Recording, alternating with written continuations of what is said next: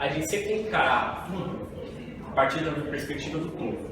Tá? Se a gente olhar uma coisa de forma fragmentária, a gente não vai ser capaz de dizer ela. Ela vai ficar isolada, ela não vai fazer sentido. A gente precisa inserir todo o fenômeno que a gente está estudando num todo.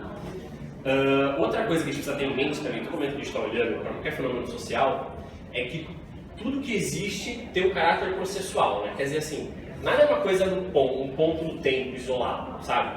É como uma leiteira que você bota na água, sabe? Uma revolução, ela é um processo. Então eu boto uma leiteira com água no fogo, certo? Ela começa a esquentar, aí ela passa por um salto qualitativo que ela ferve, e ela continua no fogo, e a água vai evaporando. Né? Eu quero que vocês tenham em mente o seguinte, a Revolução Iraniana, o que está acontecendo agora, o assassinato do Qasem Soleimani, ele é um ponto dentro desse processo complexo que está inserido num todo, que é a história do capitalismo, determinado fundamentalmente pelo imperialismo. Essa é a imagem que a gente tem que ter o tempo inteiro para a gente analisar qualquer fenômeno social. Então, o assassinato do Qasem, como a Lilian já colocou, se coloca dentro de uma história que volta pelo menos 2.500 anos, que é a história da Pérsia. Só que o que vai interessar para a gente agora é a Pérsia sobre o capitalismo. E o capitalismo é uma formação social determinada pela forma mercadoria e pelo trabalho como mercadoria. A Lilian já trabalhou a história do Mossadegh, que foi aquele primeiro-ministro que tentou nacionalizar o petróleo iraniano. Né? Como a Lilian também já falou, o inimigo, digamos, maior, assim, o arqui-inimigo dos iranianos eram os árabes. Tá? E na Idade Moderna, quer dizer, mais ou menos da época do descobrimento do Brasil até a Primeira Guerra Mundial, os árabes estavam unificados sob o Império Turco-Otomano. A Pérsia nunca foi parte do Império Turco-Otomano. Isso é uma coisa importante de se colocar. Tá?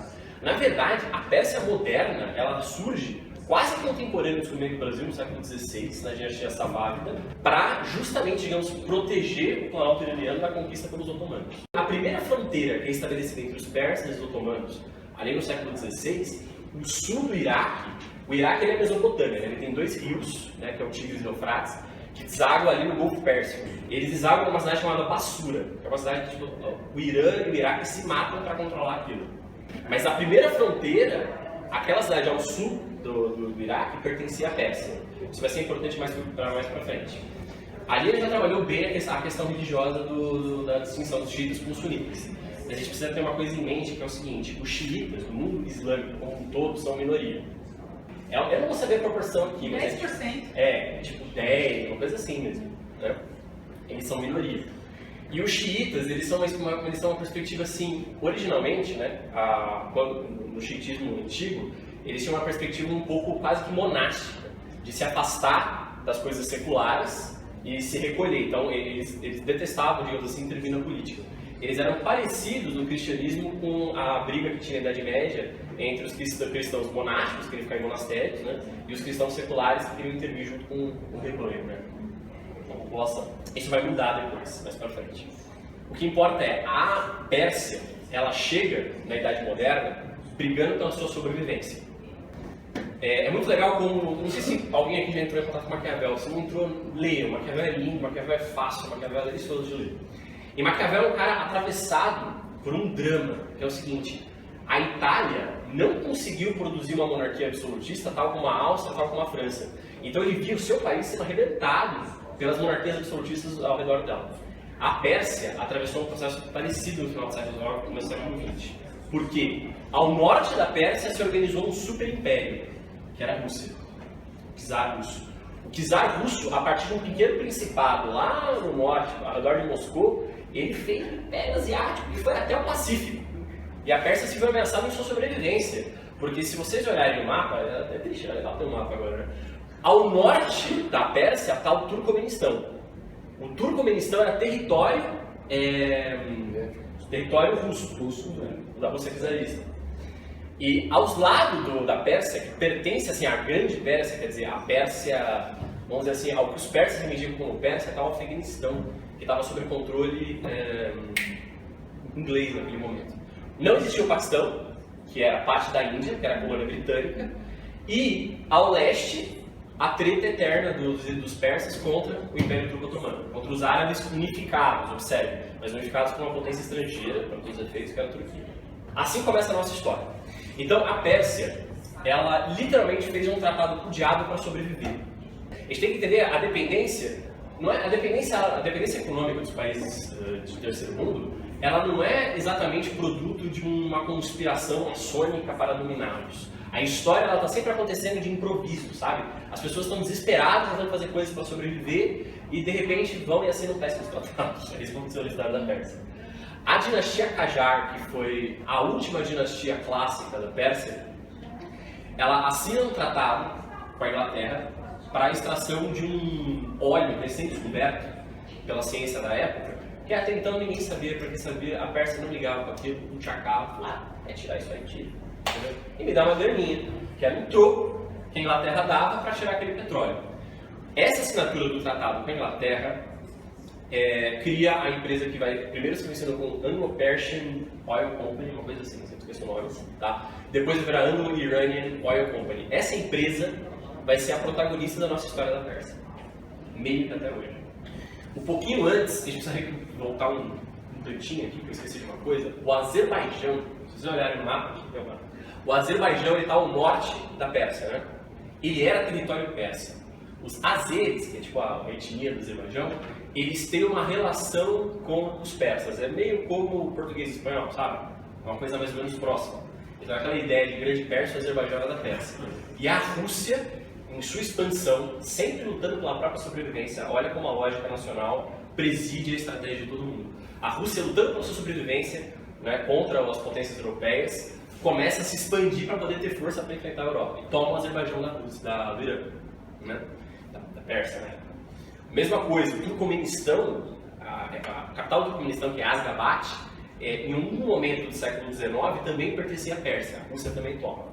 A tal ponto que é o seguinte, para evitar uma briga entre o que na época eram dois aliados, a Rússia e a Inglaterra eram aliadas clássicas, desde Napoleão Bonaparte, para mais, até antes, inclusive.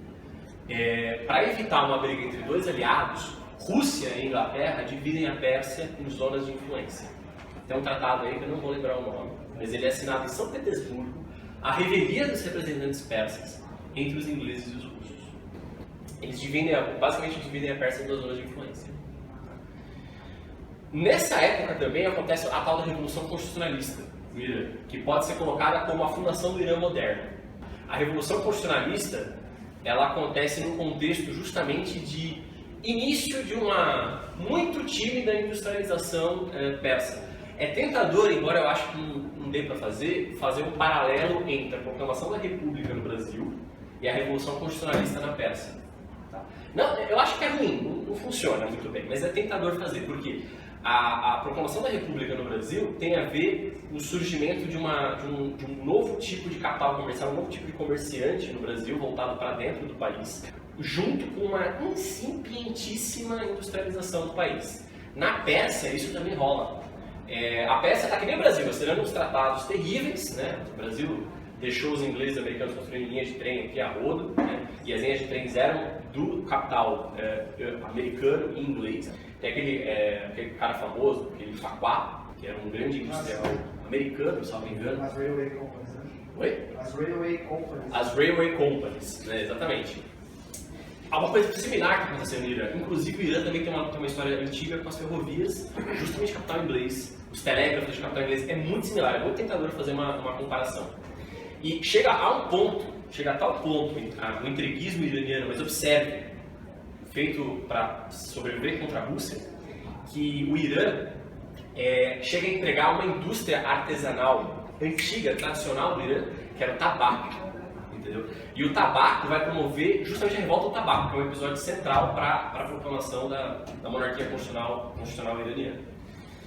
Bom, Primeira Guerra Mundial, o Irã formalmente fica neutro. O Império Turco Otomano invade a Pérsia junto com a Rússia. Tá? Só que a Rússia, no meio da invasão, rola a Revolução Russa. E o Irã, ele vira uma espécie de centro, digamos assim, de difusão do Partido Comunista Russo, até então era o Partido Social Democrata, exilado na Rússia, para poder fazer agitação e propaganda com as tropas russas. Quando rola a Revolução Russa, uns poucos anos depois, 1919, 1920, proclama-se o soviético do Guilistão. O Guilistão é o sul do Mar Cáspio, é uma depressão, assim, tem o Planalto iraniano, ele desce, aqui está o Mar Cáspio. Proclama um soviético, é uma revolução socialista ali. Então, naquele momento, imediatamente depois da Primeira Guerra Mundial, você tem um colapso completo na monarquia constitucional persa. E aí, um cossaco dá um golpe de Estado. Tá? Inicialmente eles proclamam uma república que não dura nada, e em seguida ela vira uma monarquia. Esse cossaco, ele tinha o nome de Reza Khan. Ele vai trocar o nome dele para Reza Pahlavi. Esse cara que não tinha nenhum direito de sangue ao trono do Irã, vira o Shah. Tá? O Reza Khan, ele é o pai do Mohammed Reza Pahlavi, que é quem a Lina estava comentando. O Reza Khan dá um golpe de Estado, com um bonapartista, e fala, vou arrumar isso aqui. A primeira coisa que ele faz é, ele massacra os soviéticos do Kirguistão e acaba com os comunistas iranianos. De 1925 a 1941, você tem, na verdade, a monarquia quase que absolutista do Reza Khan. Né? Era uma monarquia constitucional, mas para inglês ver, literalmente no caso. Tá? O que acontece? O Reza Khan, diferente da dinastia Qajar, que havia, digamos assim, feito uma aliança imediata com a Inglaterra contra os otomanos, o Reza Khan pensa assim, eu vou me aproximar com a Alemanha. Só que vamos parar aqui, um instante, a gente tem que voltar para o arqui-inimigo da Pérsia, que são os árabes. O que rolou com os árabes? Quem mais se deu mal na Primeira Guerra Mundial foi o Império Turco-Otomano. A França e a Inglaterra assinam um tratado até então secreto, que a Rússia havia participado no meio, chamado Sykes-Picot. Eu nunca sei pronunciar as coisas, tá? É o nome do diplomata inglês, mas o nome do diplomata francês. E eles dividem o Oriente Médio entre eles. Na prática acontece, Inglaterra e França fazem um mapa do atual Oriente Médio, com exceção do Irã. Então, o Iraque surge aqui, a Síria, o Líbano, a Palestina, todos os países do Oriente Médio surgem aqui. A Arábia Saudita ela vai ter uma conformação mais ou menos própria, mas também tem a ver com a Inglaterra e com a França. Então, o Império Turco-Otomano vai cair, que é o território do Império Turco-Otomano, vai cair na esfera de influência das potências imperialistas europeias. O Irã, pura e simplesmente, não tinha como se aproximar da Rússia, que era a sua ameaça tradicional. E no cangote do Irã está a Índia. Né? Lembra que a Índia era da Inglaterra ainda. Então, olha a situação, entendeu? O Reza Khan, por isso, se aproxima da Alemanha nazista. Né? Ele quase que vira um aliado da Alemanha nazista. Oficialmente, ele fica neutro. Só que, na prática, ele é aliado. Temendo uma formação do Fronte Sul, a União Soviética e a Inglaterra, naquele instante, olha só, eram aliados, né? Na Segunda Guerra Mundial. Ambos invadem o Irã. E aí vai se conformar o que vai formar todo o drama do Irã contemporâneo, que é um episódio que eu acho central da história do Irã, junto com a história do Mossadegh, da Operação Ajax, que é o Corredor Persa.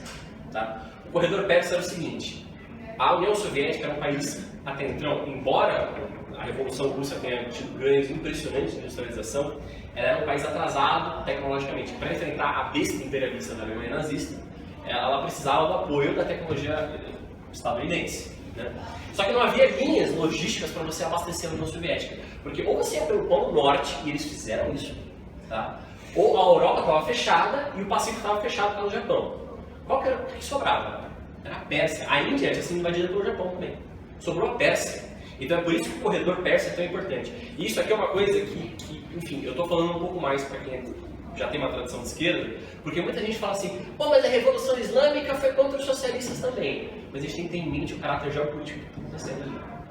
Entendeu? A Pérsia não tinha como naquele instante se aliar com a Rússia. Isso vai também se traduzir hoje em dia com a ascensão alemã. A gente tem que ver que o Irã, ele não vai ter difícil o Irã ter uma relação boa com a Rússia, certo? Por conta disso. Durante a invasão, Reza Khan, que era o Reza Pahlavi já, ele abdica em favor do seu filho, que é Mohammed Reza Pahlavi, que vai ser o nosso vilão da Marvel aqui da história. Tá? O vilão da Marvel vai ser esse cara, vai ser o Mohammed Reza Pahlavi. Ele abdica, ele assume o trono em 41. E no final da guerra, acho que em 46, não vou lembrar o ano exatamente agora, o Reza Pahlavi, ele assina um tratado para poder tirar as tropas estrangeiras do território, né?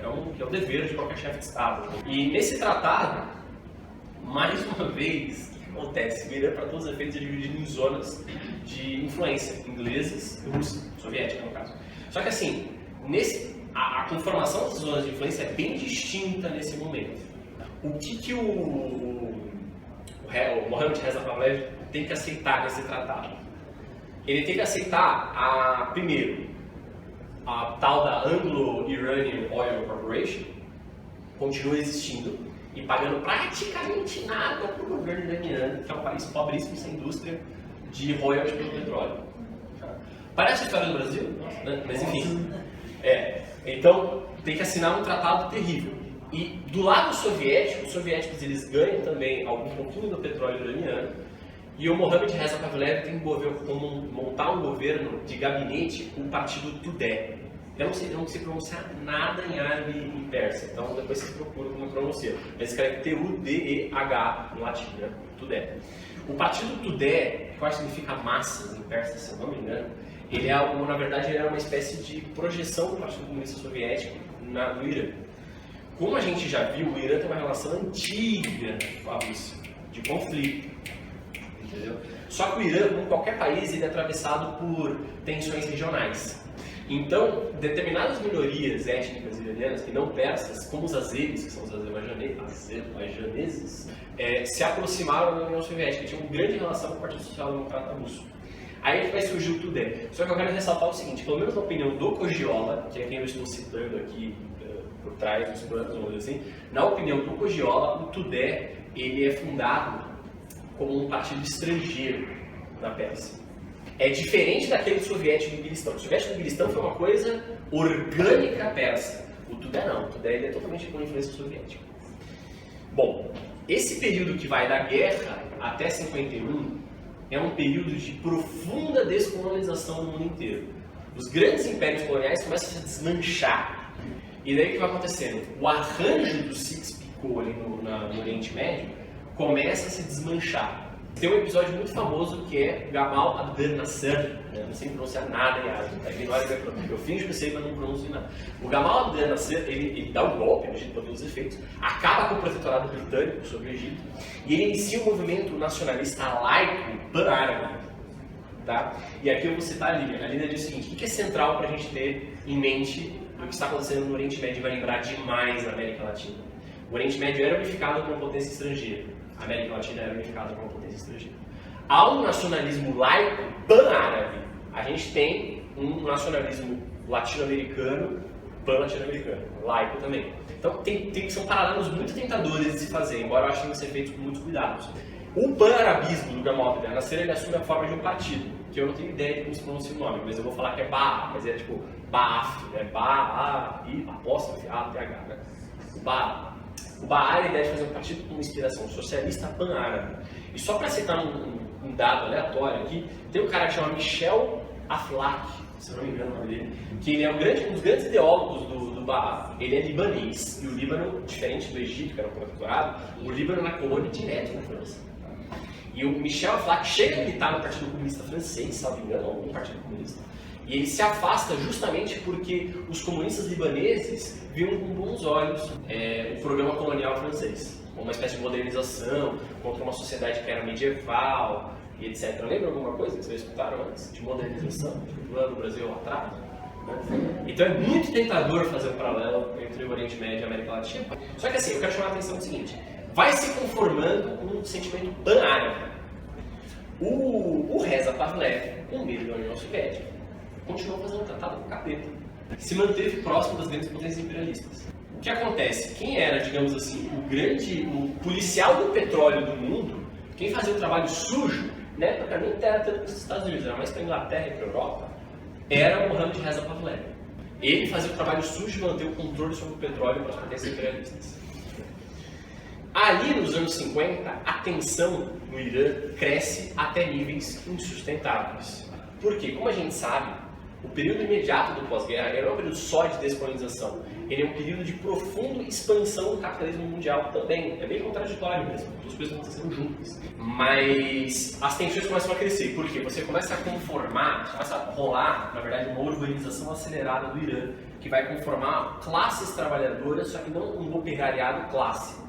Esse tal aí que a gente conhece que é o informal, né? Que agora querem chamar de empreendedor. Mas é essa gigantesca massa urbana mal organizada. Só que há um operariado iraniano, sim, um proletariado estrito, uma fração da classe trabalhadora que trabalha em empresas de alta produtividade e bastante capital intensivas. Quem são esses caras? Quem trabalha na seção de petróleo. O sindicato mais poderoso do Irã é óbvio que é o sindicato dos petroleiros. A partir dos anos 50, o Tudeh consegue sindicalizar pedaços relativos assim, do operariado que trabalha na parte de petróleo. E detalhe, então um detalhe aqui que está por trás, assim, que não foi citado até agora. O pai do Mohammad Reza Pahlavi, o Reza Khan, ele era muito fã do Kemal Atatürk. Kemal Atatürk, para quem não sabe, foi o cara que salvou a Turquia para todos os efeitos. E o Kemal Atatürk...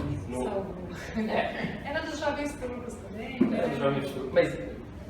Rolou um genocídio armênio? Rolou o genocídio armênio. Mas ele consegue manter, porque ali na Primeira Guerra Mundial, estava perigando eles para Istambul. É complicado também do lado turco. Mas o Kemal Atatürk, ele promove uma modernização bem violenta, essa que é a verdade da Turquia. Né? E essa modernização da Turquia, na verdade, ela foi quase uma ocidentalização. Como a Lilian falou, na Turquia se usava, por exemplo, o alfabeto árabe. Ele troca o alfabeto com o alfabeto latino, que é como se usa até hoje na Turquia. Quando é que você vê os nomes turcos, eles são as coisas assim, mais impronunciáveis da nossa vida, porque é meio que uma língua que não foi feita, abre aspas, para caber no alfabeto latino. O Reza Khan, ele faz uma coisa, ele começa a fazer o Reza Pahlavi, né, o pai, começa a fazer uma coisa parecida. Que ele começa, na verdade, a querer afastar a influência do clero xiita da vida iraniana. E ele faz isso resgatando a herança persa. Da dinastia Pahlavi, que é a última dinastia da Pérsia, isso é uma coisa que vai tocar, vai ser assim, digamos assim, da vida cultural iraniana vai ser o principal. Só que o seguinte, a fundação da Pérsia moderna, ela está muito ligada ao clero xiita. A dinastia Safávida, que é quem vai resgatar a Pérsia depois de séculos de domínio estrangeiro, ela é quem adota o xiitismo como religião oficial da Pérsia. Então não era. Os dominantes, por mais que a maioria da população fosse xiita, os nobres dominantes eram sunitas. No caso da dinastia Seljúcida, tem várias dinastias turcas que dominam o lado iraniano que eram sunitas. Né? Os mongóis mesmo que se convertem ao islamismo pelo sunismo. Então, na verdade, isso era uma ruptura que vinha rolando no processo cultural iraniano. E a gente precisa entender que isso está muito ligado com esse projeto do Reza Pahlavi de fazer uma modernização iraniana, quer dizer, o Irã fosse uma espécie de Japão do Oriente Médio.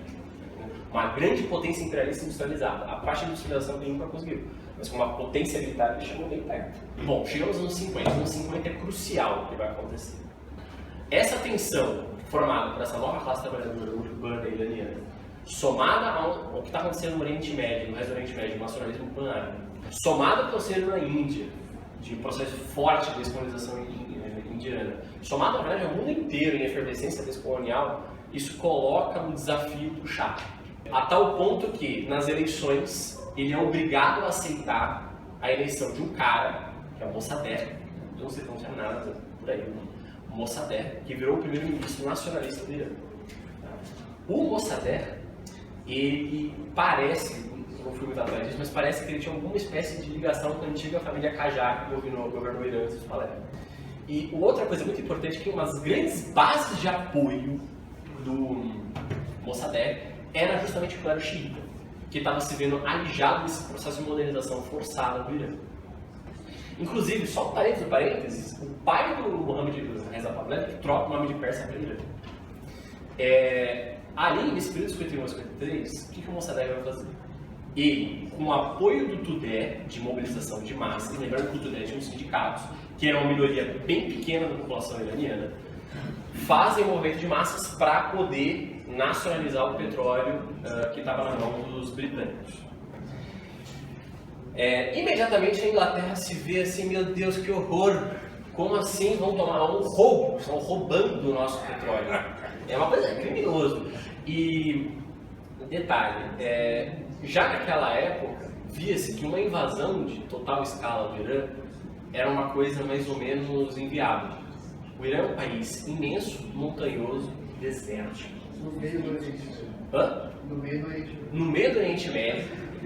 Não tem como chegar, entendeu? E a dinastia, e pior, a dinastia Pahlavi, como ela tinha essa noia de ser invadida por potências estrangeiras, ela pegava o nada de royalties que a Inglaterra pagava pelo petróleo e comprava armamento pra caramba.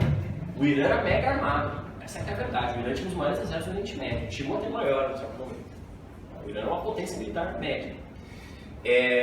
Então, os Estados Unidos, vamos dizer assim, ele testa, por assim dizer, uma nova estratégia. Primeira coisa, há uma passagem de bastão. Tá? Até então, o Irã, com todo o Oriente Médio, era zona de influência inglesa. Eu não lembro agora quem representa os Estados Unidos, eu acho que é o Truman, posso estar equivocado. Mas o Truman vira assim para o primeiro-ministro inglês. Hã? Truman. Isso é 53. Ah, é do Truman. 53, acho que é o Truman, quase certo. O Truman, que foi o cara que criou a CIA, vira assim vira assim pro primeiro-ministro inglês, não, mas a gente tem que respeitar a autodeterminação dos povos, entendeu? Não pode chegar agora aqui e derrubar o cara. Não, tem que respeitar a autodeterminação dos povos. Então há uma passagem de bastão, digamos assim, do Irã, de zona de influência inglesa para zona de influência americana.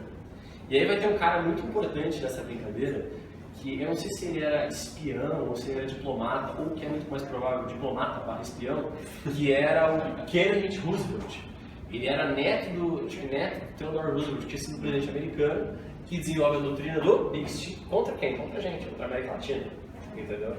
Então, o Kennedy Roosevelt, ele passa, o que eles passam a fazer? Eles passam a adotar uma política de desestabilização do governo Mossadegh. Então, qual era a ideia deles? A ideia deles era fazer um lento atrito contra o Mossadegh e não chegar na porrada e derrubar o cara. Vamos deixar ele cozinhando em fogo branco. O que acontece? Quem que tinha... Olha como é que a configuração iraniana é complexa. Você tem o clero xiita, que é quem realmente tem capilaridade na sociedade, uma sociedade até então majoritariamente rural, embora tenha passado por um processo de urbanização. Quem tinha essa capilaridade era o clero xiita. Esses estavam mais ou menos fechados com o Mossadegh. O Tudeh estava pensando assim, essa é a oportunidade de tomar o poder, Então o Tudeh não deu um apoio imediato para o Mossadegh. O Tudeh pensou assim, esse é o meio de radicalização das massas, porque agora vai ser revolução, não sei o quê, entendeu? Então o Tudeh não deu um apoio assim, mega apoiado para o Mossadegh. E pior, o Tudeh vai entrar sem querer na estratégia americana de desestabilização do regime Mossadegh. Porque o que eles pensam? Eles pensam assim, é a hora de extrair melhores concessões para os sindicatos. E isso aqui vai ser a via para a revolução. Um parênteses do parênteses do parênteses, a gente que entende, tem gente que defende que o Tudeh tinha altos contatos com os militares iranianos. Que ele tinha, na verdade, uma ala militar secreta infiltrada no exército do Irã. A tal ponto que o Tudeh desmanchou pelo menos 2 golpes de Estado contra o Mossadegh, patrocinados por militares iranianos que eram, na verdade, mais cabeças quentes. Então, na verdade, o Tudeh teve um papel central no apoio do Mossadegh, só que ao mesmo tempo ele entrou na vibe de destabilizar o Mossadegh. Então isso cria, digamos assim, uma coisa inercial, que aumenta ainda mais, a um golpe de Estado contra o Mossadegh. E aqui a gente vai entrar na fase da história do Irã, que chega imediatamente antes da Revolução, que é o seguinte: o Shah da Pérsia, depois do golpe, é super triste, procurem a história do golpe. É uma coisa assim, você fica tocado. Tem um livro que como é que era o nome do livro que você citou? Todos os Homens do Shah. Todos os Homens do Shah. Jornalista americano, esqueci o nome. Mas assim, é uma coisa tocante a história mesmo, porque o cara, ele é totalmente alijado, tem fotos dele, tipo, sendo julgado, uma coisa terrível. E, na verdade, o Mossadegh, honestamente, se você quiser fazer um paralelo com o Brasil, de novo, forçado pra caramba, ele seria o João Goulart do Irã. E a ditadura, na verdade, o Shah, agora, o Mohammed Reza Pahlavi, assume como monarca absolutista. Ele vai ser o nosso vilão da Marvel, né? Ele assume como monarca absolutista. E ele destrói o Tudeh. O Tudeh é destruído. Até a medula óssea. Acaba com o Tudeh. Tá? Existe o Tudeh hoje, você vai achar até o estágio do Tudeh. Entendeu? Mas é assim, é uma coisa do exílio, super fraca, que ainda por cima fala mal da Revolução Islâmica. Pelo menos a última vez que eu entrei no site deles, eles estavam defendendo o Qasem Soleimani de modo crítico. Tudeh é massacrado. Acabou o Tudeh. Não é mais uma figura na história iraniana. Nos anos 60, há a conformação da OPEP. Originalmente, a OPEP tinha a ideia, não de fazer cartel de petróleo, mas assim, de procurar combater a influência das 7 irmãs. As 7 irmãs eram as 7 grandes empresas de petróleo nos anos, durante a Segunda Guerra Mundial e depois da Segunda Guerra Mundial. A influência das 7 irmãs vai caindo progressivamente no tempo, graças, entre outras coisas, à OPEP. Só que a OPEP vai ser uma protagonista daqui a pouquinho. Nos anos 60, o Mossadegh, lembra que o grande ideal da dinastia Pahlavi era ser o Kemal Atatürk do Irã. Né? Ele adota uma tal de Revolução Branca. A Revolução Branca, se vocês abrirem o programa da Revolução Branca do Mohammad Reza Pahlavi, ela parece progressista, porque a ideia é assim, de fazer uma reforma agrária, entendeu? Sufrágio universal, montar um governo, como é que se diz? Um governo parlamentar, etc. Só que assim, na prática, ela foi uma espécie de tentativa de modernização na marca que foi desastrosa na sociedade iraniana. E aqui o Ali Khomeini vai começar a ser protagonista. Os xiitas têm mais ou menos 2 cidades que eles se organizam. Uma é Qom, no Irã, que é uns 200 km ao sul de Teherã, mais ou menos, e a outra é Najaf, no Iraque, que é uns 150 km de Bagdá, mais ou menos. E os xiitas, diferentes dos sunitas, os sunitas não têm muito uma estrutura organizada, uma coisa meio maluca. Os xiitas não. Os xiitas têm 12, digamos assim, grandes juristas que discutem a confirmação do Islã, que são os ayatollahs. Né? São 12. Eu acho que parece que é sempre esse número. E eles se distribuem entre Qom e Najaf. Por que eu estou dizendo isso? Porque o Khomeini, o Ali Khomeini, ele não era o cara, ele era um desses 12, entendeu? E ele está em Qom. Só que é o seguinte, nesse processo de modernização forçada, o Mohammad Reza Pahlavi começa uma ocidentalização ao mesmo tempo, muito atravancada, uma consideração terrível por Irã. E começa a reprimir coisas que eram típicas da conformação cultural iraniana. Então, o uso do véu, um tipo como é que se diz? Um tipo de escola muçulmana, madrasta, ele começa a reprimir todas essas coisas mais ou menos clássicas do islamismo. Só que o Ali Khomeini também denunciava o caráter, digamos assim, contraditório dessa modernização forçada do Irã. Tá? Então, por exemplo, a reforma agrária do Irã foi desastrosa e promoveu, na verdade, um êxodo rural em direção às cidades enorme, as favelas colossais do Irã. É parecido, o paralelo, de novo, eu não estou tentando fazer um paralelo com a história do Brasil, mas é parecido fazer um paralelo com a ditadura militar no Brasil, né? Que, na verdade, promove essa urbanização caótica, nossa, com a formação das favelas, etc. É muito tentador fazer um paralelo.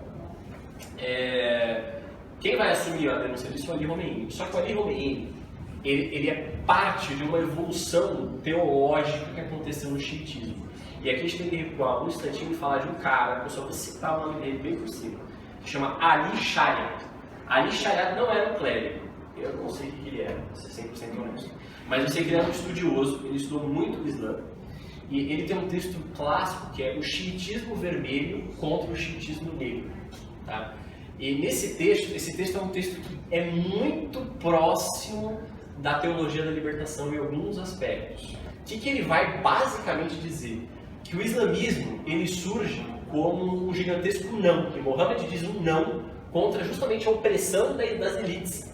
E que na verdade o que rolou ali, nessa história que a Lilian contou, que é uma briga dinástica, em que o herdeiro legítimo de Maomé é negado como califa, foi uma espécie de sequestro, digamos assim, da revolução, sequestro do caráter popular do islamismo por parte da aristocracia árabe, né? Os sunitas seriam os herdeiros disso. Então o xiitismo sempre foi, na verdade, a religião, digamos assim, das massas oprimidas que querem recuperar o caráter popular do Islã. E o Ali Shariat, eu não domino a obra dele, adiante, mas é bem interessante. Ele tem toda uma obra que vai no sentido de mostrar esse caráter, digamos assim, popular do islamismo. E de entender que, na verdade, o que é o xiitismo vermelho contra o xiitismo negro? Que o xiitismo negro é um xiitismo que surge na peça, essa fábrica, de um xiitismo assim, recolhido, fora do mundo concreto, que se abdica de participar das lutas populares. Sendo que, o que diz o Ali Shariat? Que o xiitismo original, o xiitismo vermelho, era um xiitismo aguerrido, um xiitismo de luta popular, um xiitismo que, na verdade, queria resgatar o caráter original do Islã. O Ali Khomeini, ele está aqui. O caráter original do Islã é justiça social. Eles são obcecados por justiça social. E Shariat é sociólogo. Sociólogo? Tem um bom sociólogo. Caraca! Será por isso que eles são minoria? Quem? Os xiitas? Então, os xiitas são minoria, mas assim, eles são maioria no Irã. No Irã eles são maioria absoluta, inclusive. Eles são maioria também no Iraque, mas a maioria com maioria tipo 60%. Mas eles têm minorias expressivas nos outros países. No Líbano, eles são minorias expressivas, porque Hezbollah é xiita.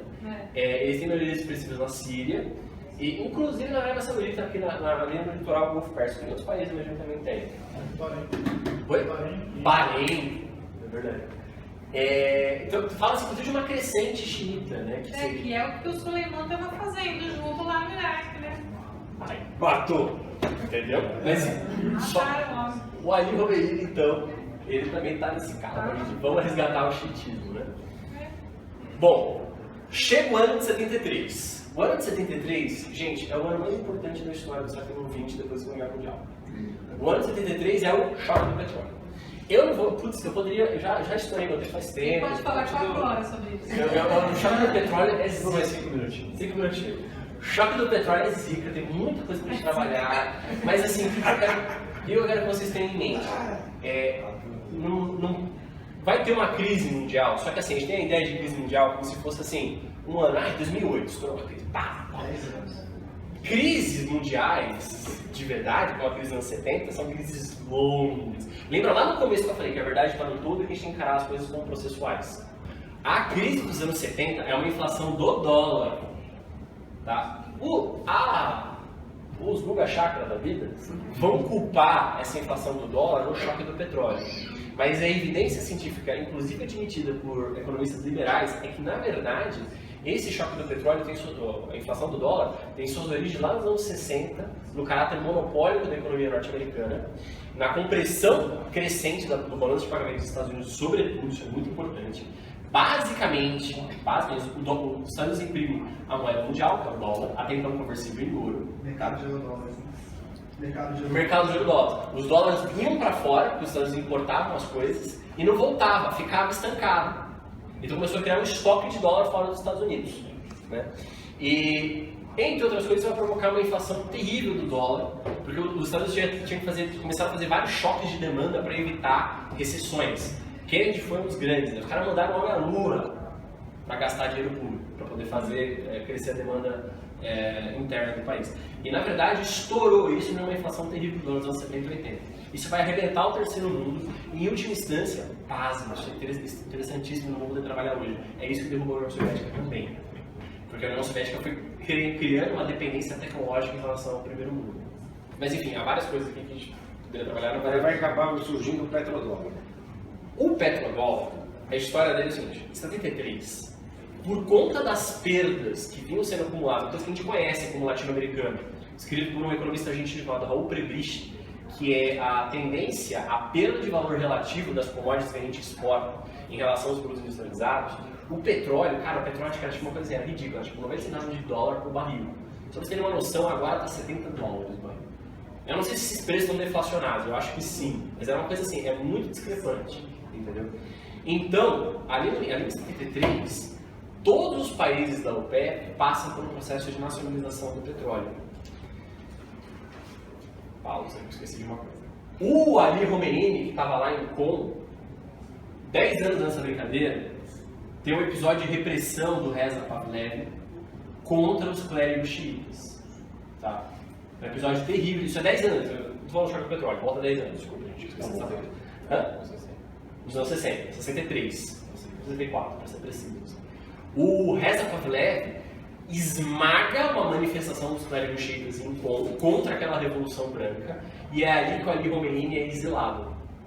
O Cogiola cita, inclusive, que o governo francês, a França, ofereceu pro Reza um acidente trágico para Ali Khomeini, para evitar que ele continuasse fazendo protestos. E o Reza Pahlavi, numa demonstração de sagacidade estratégica, falou: não mata ele, que ele vive no Marte, e para esses caras Marte vai mais do que a gente vive. Então ele falou: não mata. Que é o Soleimani hoje. Entendeu? Não mata. Saca? E olha isso. Aí levanta essa bandeira vermelha porque o negócio é sério. Se matasse o Ali Khomeini ali em 64, o chá tava ferrado. Entendeu?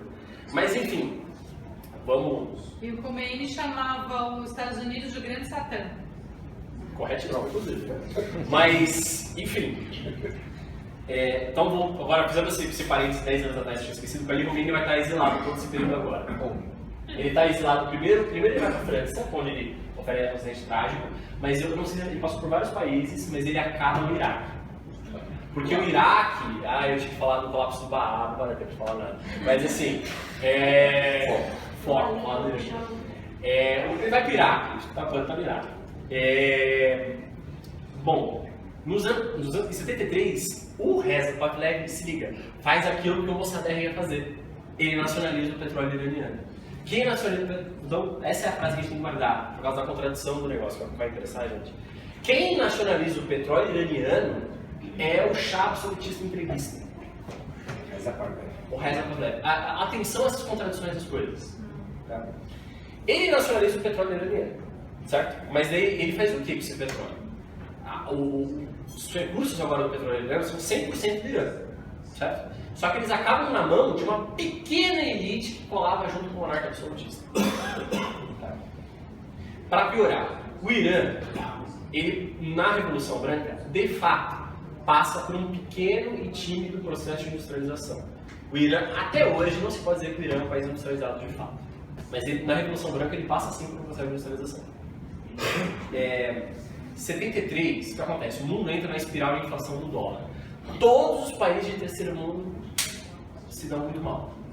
Tá? E o Irã não escapa disso. Como ele é muito dependente de importações, sobretudo de tecnologia do primeiro mundo, você tem uma espiral inflacionária. Espiral inflacionária, né? Você tem uma espiral inflacionária que arrebenta com o poder de compra dos salários iranianos.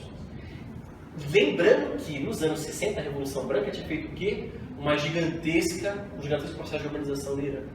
Teherã virou uma cidade enorme. Tinha uma cidade, eu nunca fui para o Irã, mas eu queria muito, inclusive. Mas tem uma cidade ao lado de Teherã que chama Hagres, que é uma cidade milenar. Assim. E ela não era colada em Teherã. É tamanho do processo de urbanização que elas conurbam. Né? E é meio que uma favela mesmo, gente. O Irã, Teherã é um lugar pobre, nos anos 70, e ainda é um país muito pobre, na verdade. Conurba e vira uma cidade só, Hagres e Teherã. Tamanho a industrialização. Bom, nos anos 70, o estresse é tanto que começam a se formar várias guerrilhas. Você já tinha um movimento de guerrilha islâmico no Irã, desde o final da Segunda Guerra Mundial, que eu não vou lembrar o nome. Tá? Quase todas as organizações guerrilheiras iranianas têm Fedain no nome. Eu não sei exatamente por quê, mas é porque Fedain significa uma coisa como guerreiro, coisa assim do gênero, guerreiro. Então são vários Fedains. Seguidor Fedain. Você tem várias organizações com o nome de Fedain, de Murridin também. Você já tinha uma islâmica clássica contra o Shah, desde 46. Só que ali nos anos 60 e anos 70, por influência latino-americana e maoísta, começam a surgir guerrilhas de inspiração marxista-leninista. O Tudeh ainda existe, agindo nas sombras, mas ele ainda tinha bons tentáculos nos sindicatos produtores de petróleo iraniano. E aqui vai ter uma cidade que vai assumir um protagonismo muito grande, que é a cidade de Abadan. Lembra que eu falei, agora as coisas começam a se conectar, que o sul do Iraque pertencia à Pérsia lá antigamente, por causa de uma cidade portuária iraquiana chamada Bassura. Abadan é quase colado na Bassura, eles são muito próximos e tem uma tensão fronteiriça grande entre o Irã e o Iraque, porque aquela fronteira nunca foi muito bem delimitada. Na verdade, aquilo foi uma estratégia inglesa de dividir para conquistar, de manter tensionamentos regionais entre os países para que eles se matem. Entendeu? Então, o Irã e o Iraque ficaram com essa fronteira propositalmente mal desenhada. Entendeu? Abadan, o sindicato Abadan, a região que dá para o Iraque eu acho que se chama Khuzistão, é uma coisa mais ou menos assim o nome, ela é uma das principais regiões produtoras de petróleo do Irã. O Irã nunca teve uma grande capacidade de definir o seu próprio petróleo. Aí, por exemplo, o Irã exportava petróleo cru, mesmo depois da nacionalização. Mas as poucas refinarias que haviam são em Abadan. Começa, no final dos anos 70, tá? 77, se não me engano, o Shah já não governava mais de forma absolutista, ele tinha um parlamento, mas era um parlamento muito controlado pela elite iraniana. Tem um detalhe do detalhe, o Shah, nos anos ainda 50 para 60, ele forma uma polícia secreta, famosíssima, terrível, talvez uma das coisas que deixa o Dobbs quase comendo um chinelo. Era muito autoritária e massacrante. Chamava Savak. A Savak era a polícia secreta do Shah. E ela, cara, massacra. Depois eu mostro, para quem lê inglês, tem a história de uma das organizações Fedain, que eram os Fedains muito inspirados no Marighella, que faziam guerrilha urbana. Eles citam o Marighella, Irã, certo? Quem doutrinou Savak? Hã? Quem doutrinou Savak? Eu não sei. Quem ensinou Savak a ser o que era? Quem? Mossad? Não, certamente, porque o Irã é próximo deles de Israel. O Mossad está até hoje, viu, nessa encrenca toda, quem deu as coordenadas para derrubar o entrou em cima do Soleimani foi um massacre. O Savak, quer dizer, tem colaboração israelense para a formação Tem. dele. E o Bolsonaro está atualmente. O Savak tem treinamento israelense do Mossad. Técnica de tortura, tudo isso aí. Mossad vai pesquisar novamente. O Savak ainda existe. Outro nome, VEVAC. VEVAC. Mas ainda existe. Só trocou a direção, os métodos continuam. Os métodos continuam. Mas o Savak, então, o Savak reprimia terrivelmente pelas organizações FEDAIN, o que sobrou do Tudé nos sindicatos, etc. Os clérigos xiitas eram também reprimidos pelo Savak. Bom, chegamos no ano de 77. Por conta da espiral inflacionária, o Shah é obrigado a fazer o quê? Adivinha, gente? Não já viu isso aqui? Foi a mesma história no Brasil. Um ajuste fiscal. Por que ele tem que fazer um ajuste fiscal? Porque o Irã tá... Mas era hiperinflacionário, era uma situação de desgraça. Entendeu? No final dos anos 70, todo o terceiro mundo está assim. A América Latina está assim, a África Subsaariana está assim, e o Irã não é exceção. Tá? Destruído pela inflação do dólar. E aí o que acontece? Você começa um caldo, digamos assim, de pressão popular crescente. Quem capitaneia esse movimento? Esse movimento vai ser um movimento de uma quimera de muitas cabeças. Mas entre essas cabeças, quem eu destacaria? Primeiro, o clérigo xiita. Todo esse período de exílio do Ali Khomeini, mesmo que o Ali Khomeini é exilado em 63, né? 63, 64. Todo esse período de exílio do Ali Khomeini, as pregações do Ali Khomeini continuam entrando no Irã através de fitas cassete contrabandeadas. Então o clero xiita está muito organizado. E o clero xiita é a principal organização com capilaridade do Irã. Quem vai conseguir ter uma força sobre as massas. Né? Por outro lado, você vai ter o Tudé com alguma influência sobre os sindicatos petroleiros. Tudo bem? E mais uma montoeira de gente, por exemplo, os FEDAIN marxistas-leninistas ou os FEDAIN muçulmanos. Tá? Que vão, enfim, estão organizando várias guerrilhas almirantes. O Irã era uma barriga de pólvora. Tá? Nesse meio tempo, o Shah, ele tem a perspectiva de transformar o Irã numa potência militar. Então, ele pegou boa parte daquele dinheiro do 73, da nacionalização do petróleo iraniano, e, mano, comprou armas, congela vários contratos de compra. Ele chegou a comprar os aviões mais modernos. O Irã tinha a força aérea mais moderna do Oriente Médio. Chegamos a 1978. Estoura uma greve geral no Irã em dezembro de 78. A coisa escala para além do controle de qualquer pessoa. E veja só, é muito interessante ver, porque, gente, os Estados Unidos também estavam lascados nesse tempo. Quem era presidente dos Estados Unidos? É o Jimmy Carter. E o Jimmy Carter, ele como seu principal assessor militar, um cara que o nome impronunciável, tipo Zebrinsky Brzezinski, que era um cara polonês, juro por Deus, o nome dele assim, tá? Esse Zebrinsky Brzezinski, que era um polonês, que ele tem uma estratégia de recuo da atuação imperialista americana. Então, o imperialismo norte-americano não deve mais agitar como ele agiu no Vietnã, ou na República Dominicana, com uma invasão de larga escala contra um país que começa a se sublevar. Pelo contrário, que o modelo de intervenção imperialista norte-americana tem que ser a Operação Ajax. Agora, eu prometo que eu estou chegando no cassino. Juro. Esse aqui é o elemento central para a gente chegar no cassino. Que o modelo não deve ser mais uma intervenção de larga escala militar norte-americana. Ele deve ser um modelo de desestabilização dos países de terceiro mundo. É o caos, né? É o caos. Quem fala isso de maneira brilhante é um cara chamado Moniz Bandeira, que eu acho que é quase uma obrigação todo mundo ler. Ele tem pelo menos 2 livros essenciais, que é a Formação do Império Americano e aquele que tem a Arábia Saudita na capa. E, bom, o Brzezinski fala assim, não vamos intervir. Basicamente essa é a postura norte-americana. Por quê? O Irã está no cangote de quem? Da Rússia. Entendeu? Então, o islamismo, originalmente os Estados Unidos falaram, vamos usar esse movimento xiita contra a União Soviética. Entendeu? O que a gente tem que ter em mente? Isso havia dado certo para acabar com o pan-arabismo laico socialista do Oriente Médio, o tal Wahhabi. Tá? O wahhabismo, que é na verdade uma doutrina sunita, né, que cresce na Arábia Saudita, foi instrumental para poder rachar o pan-arabismo laico do Oriente Médio. Dividir para conquistar, como a língua fala. Então, depois, nesse mesmo ano de 79, acontece a Revolução Iraniana. Só para citar os eventos dela, o Ali Khomeini tem uma imagem muito famosa que ele chega de avião, desembarca Teherã, se não me engano, e ele é levado pelas massas até a Praça dos Martes e faz um discurso maravilhoso.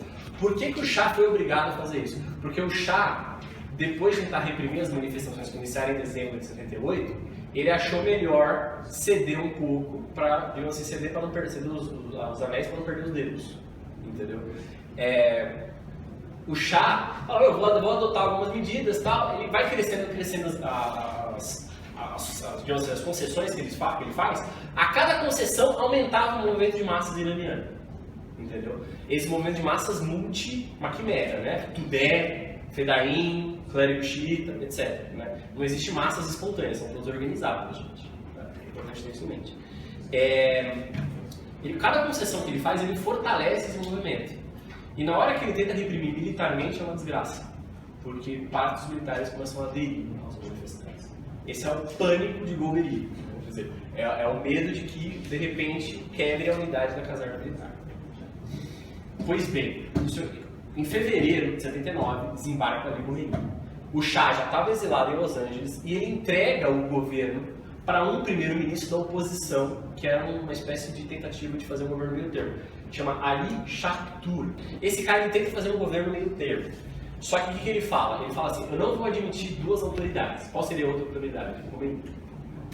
Ele tenta tomar autoridade para ele e não consegue. Finalmente, parece que a primeira versão é que ele se mata, mas na verdade o que ele faz, ele renuncia, é exilado e depois acaba assassinado nos anos 80.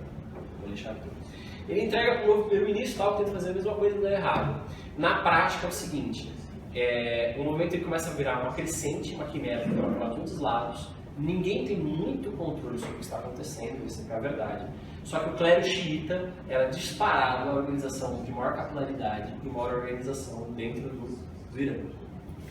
Então, depois de um movimento extremamente anárquico, de crescimento da revolução e literalmente implosão do Estado, alguém tem que recuperar a autoridade para evitar, inclusive, um processo de balcanização, que aconteceu na Iugoslávia, que rachasse o país em vários países. Então, quem vai assumir isso é o Khomeini. E o Khomeini diz assim, para todas as organizações que estavam encabeçando aquela quimera, devolvam as armas. Por quê? Os civis haviam tomado os quartéis, tomaram as armas dos militares iranianos, lembrando que o Irã era a potência militar da região. Havia uma coisa tipo 140 mil armas na população civil, só 10 mil voltaram quando Ali Khomeini falou isso. Então, você tinha uma situação assim, de muitas forças militares ao mesmo tempo no Irã.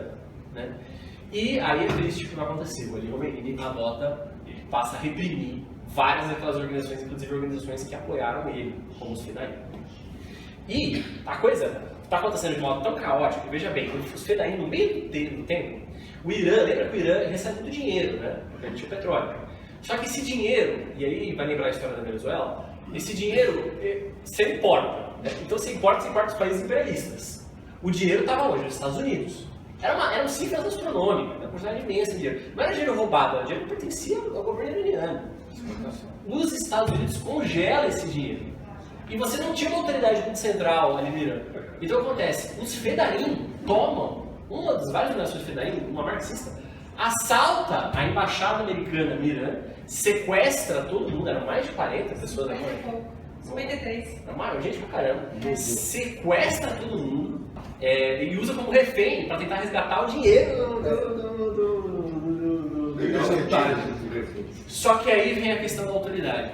O Ali Khomeini reprime esses Fedain, mas agora já está se organizando a Guarda Revolucionária Islâmica, que vai ser uma figura importante para a gente entender o Qassim Soleimani.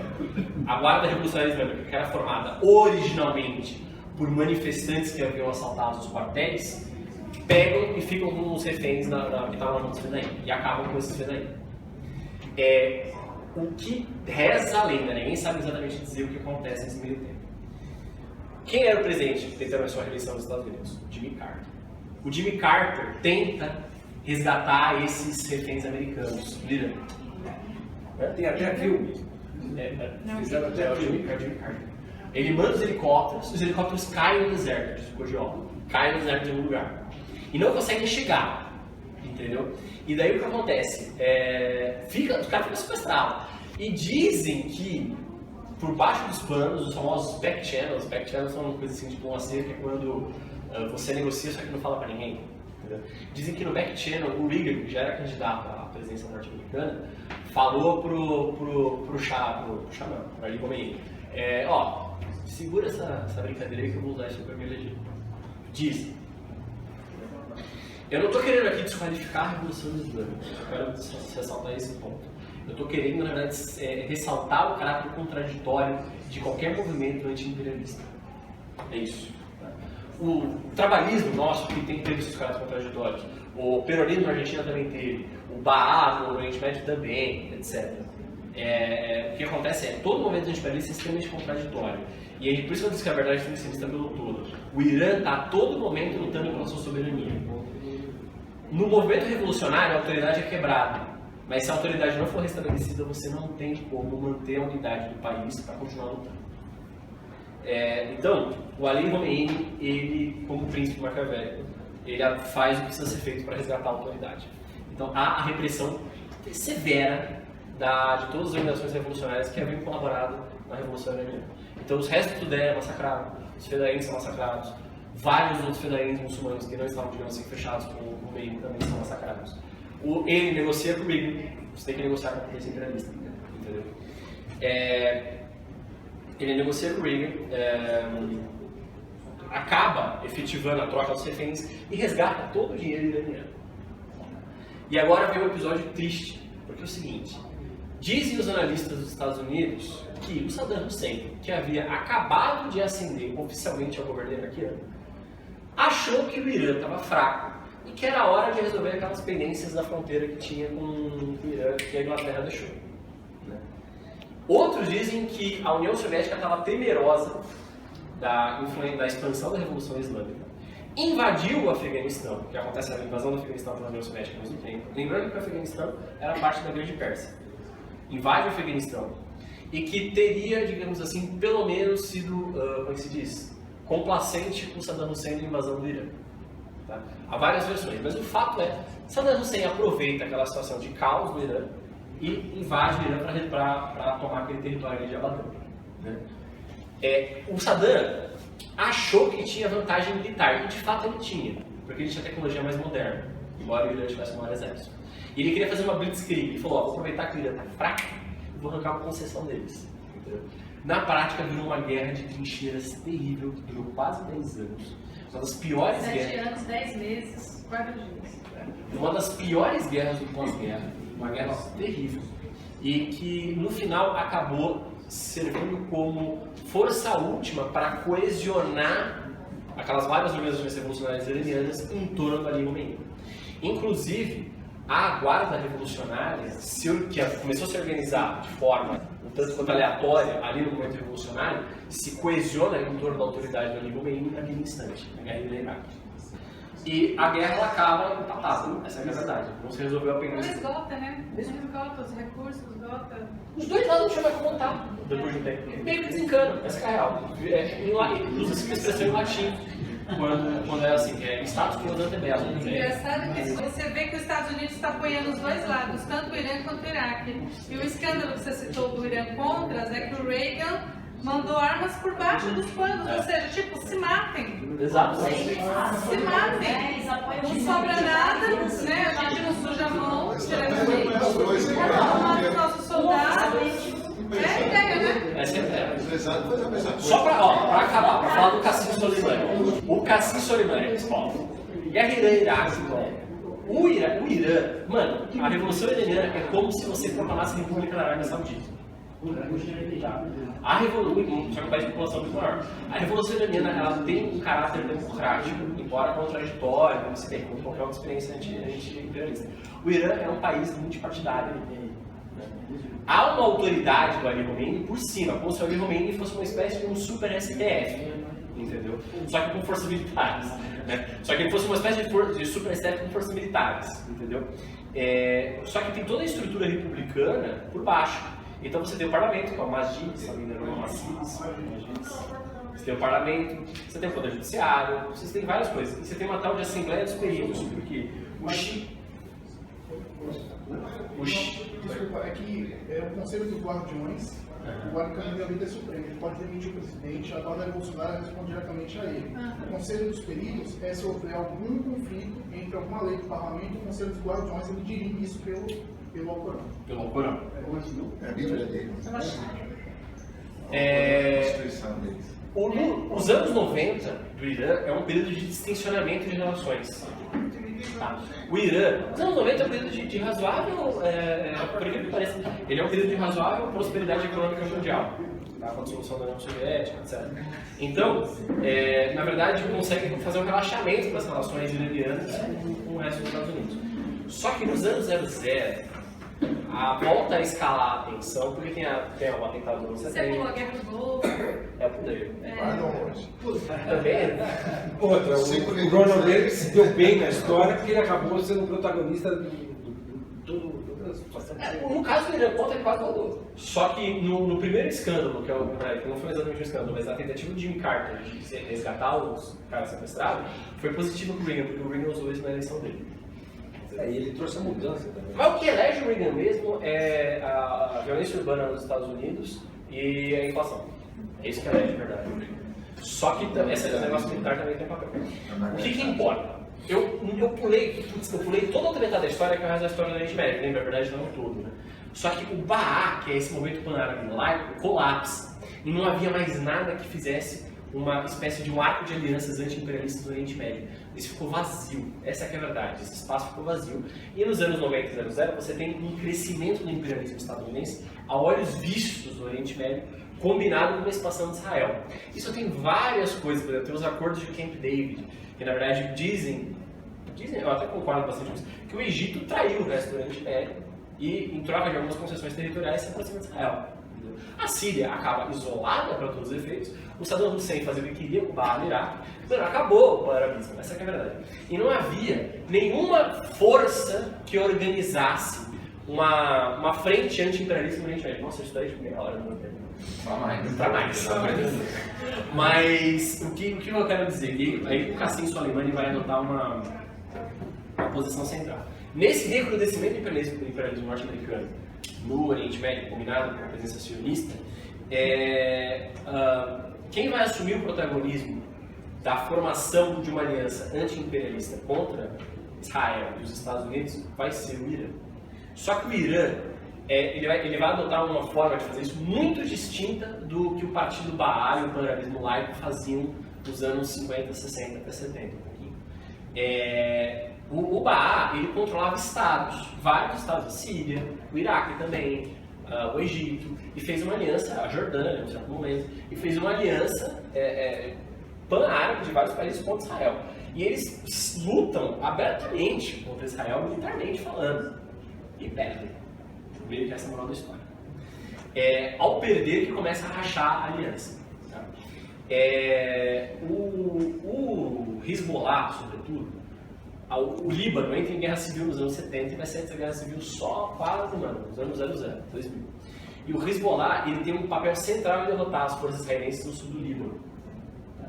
E o que acontece? A partir de 2006, que começa o recrudescimento do imperialismo norte-americano no Oriente Médio, quem vai adotar a frente da luta contra isso são as organizações xiitas não estatais, tá?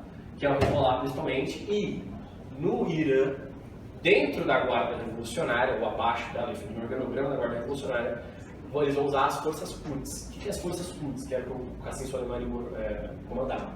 Elas eram forças de emprego irregular que organizavam milícias em todo o Oriente Médio contra a presença sionista e contra o Daesh, que é uma figura central que a gente mal falou dele aqui.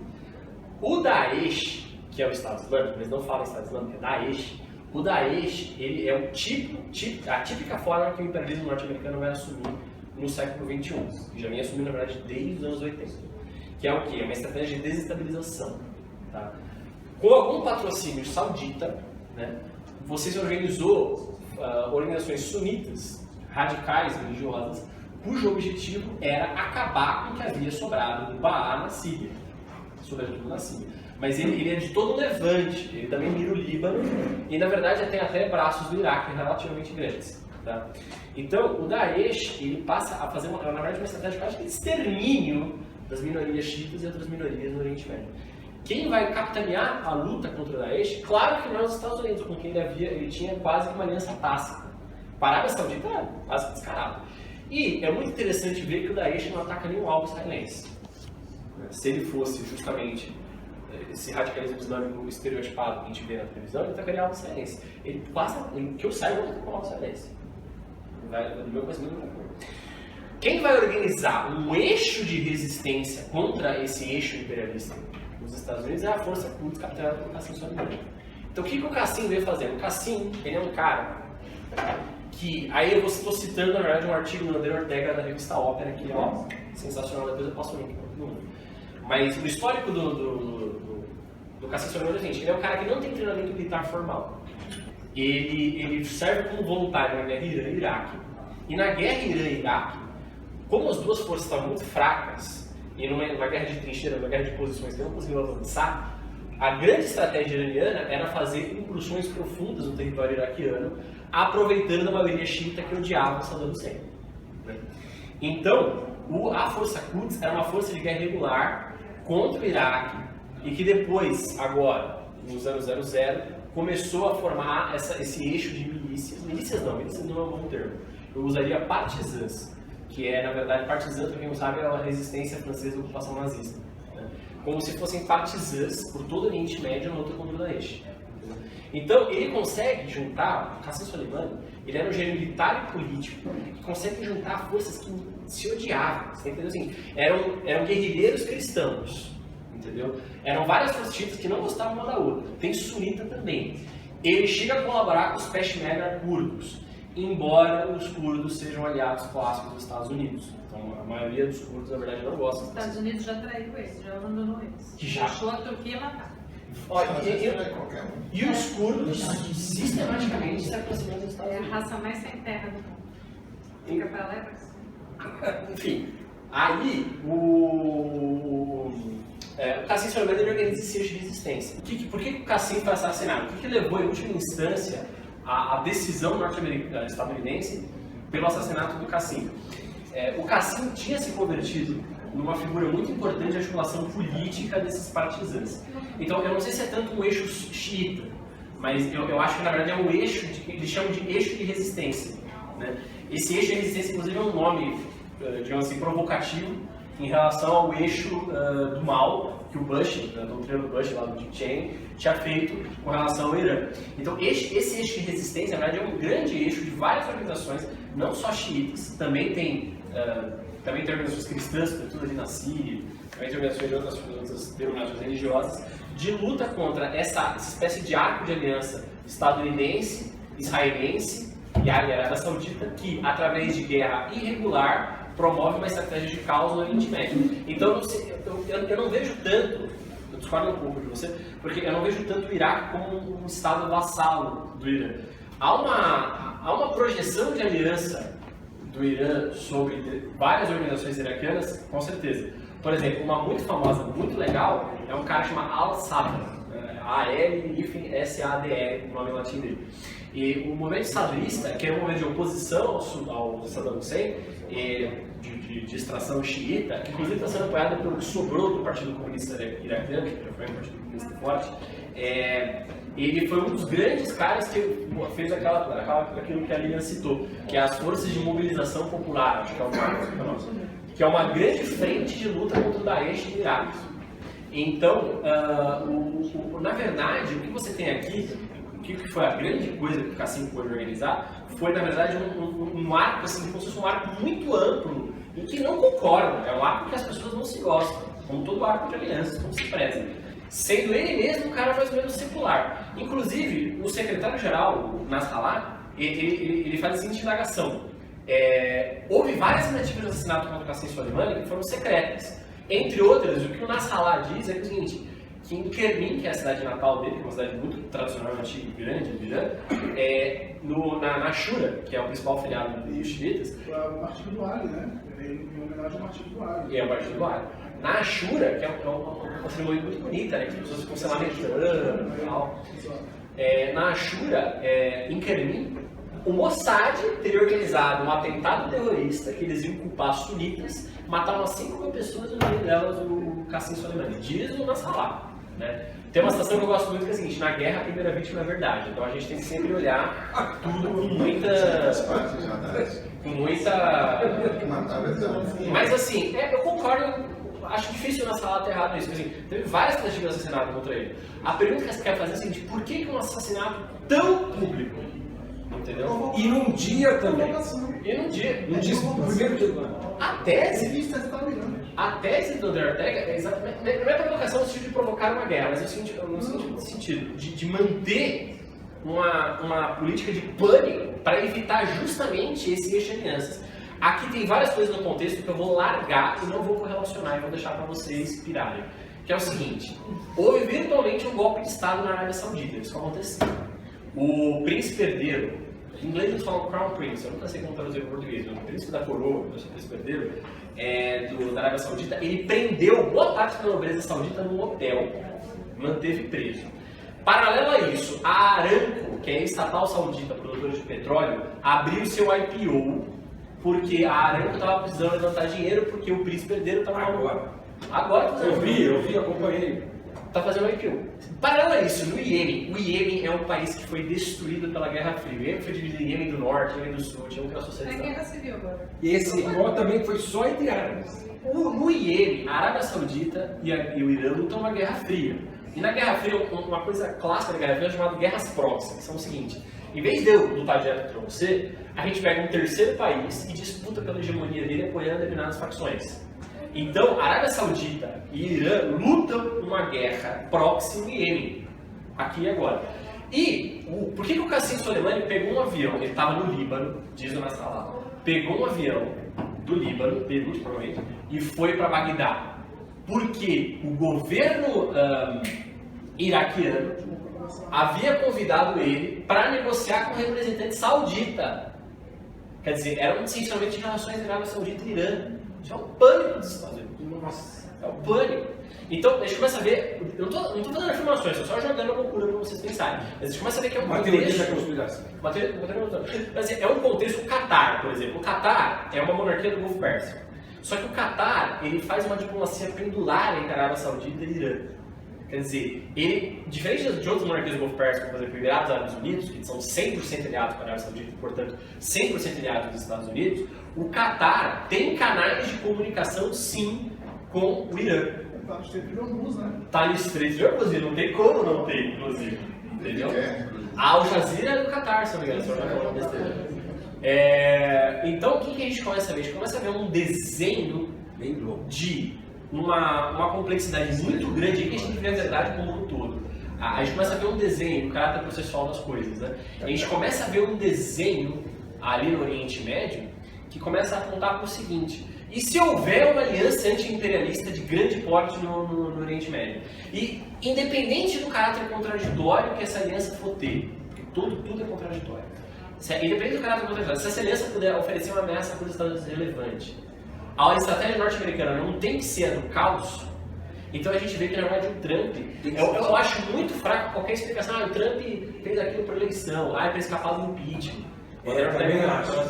Na verdade, aquilo tem uma razão mais profunda, uma razão de Estado, de domínio. Establishment que está atuando, né? O domínio do Império Estadunidense. E aqui eu vou tentar responder aquela pergunta um pouquinho lá. Quem é Qasem Soleimani para o Brasil? O Brasil ele é vítima dessa estrutura, dessa mesma estratégia de caos que os Estados Unidos estão perpetuando por todo o terceiro mundo. O que os Estados Unidos querem não é apoiar o Bolsonaro, ele quer evitar que a gente organize um eixo anti-imperialista multipolar contra o domínio norte-americano.